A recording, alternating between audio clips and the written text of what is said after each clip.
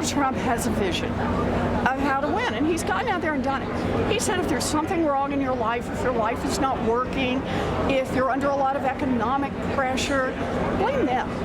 Blame people who don't look like you, blame people who don't sound like you, blame people who weren't born where you were born, blame people who don't worship like you. Well, I have a very different story about what's wrong.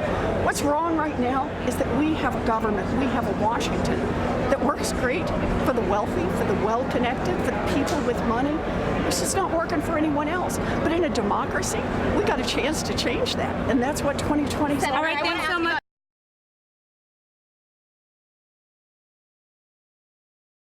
Here is the irony, and I hope everybody in America knows this.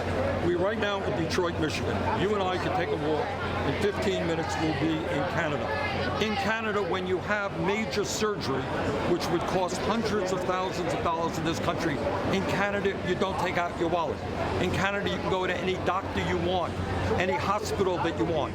Meanwhile, in this country, we have over 80 million people who are either uninsured or underinsured, and that has everything to do with the fact that the drug companies and the insurance companies last year made $100 billion in profits.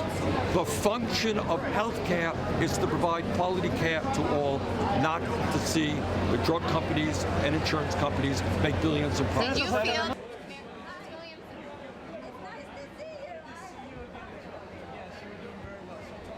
You know, how are you going to go tell people in my congressional district in Youngstown, Ohio, that they're working their rear ends off to provide health care for their families, that an undocumented person in the country is going to get free health care?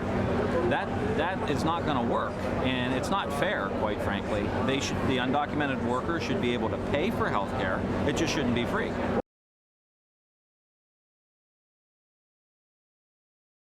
Look, I'm a capitalist. I worked in the private sector for 14 years, and I believe that you need a check and balance on capitalism. But that debate is not what people are talking to me about when I'm in Michigan or in Minnesota or in Iowa or Wisconsin. They want to know what's going to happen to their mom who's going into long-term care. And that has been this big elephant in the room as everyone relitigates the Affordable Care Act. We haven't been talking about long-term care or Alzheimer's or mental health or chemical dependency. None of those things have been discussed, and I'm really going to push for them on the next one.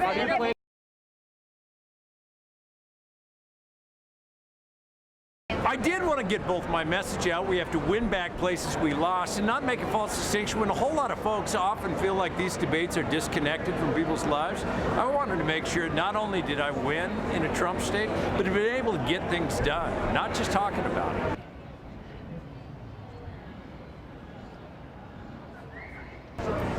I will not criminally prosecute and will change the law to reflect this. Anyone seeking refuge or asylum or shelter in this country.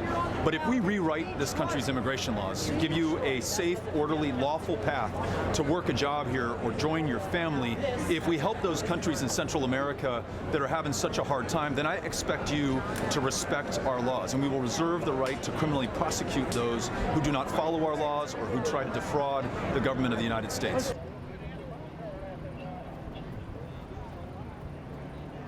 No one on that stage has shown an ability to turn big ambitions into reality more than I have. So when people can't defend their positions, they say things like, well, you're not being ambitious enough. It would be like saying to John Kennedy when he called for us to put someone on the moon at the end of the century, or the end of the decade. Well, you didn't call for it to happen by the end of the year, so it's not a big enough idea. I mean, it's just an intellectually dishonest response.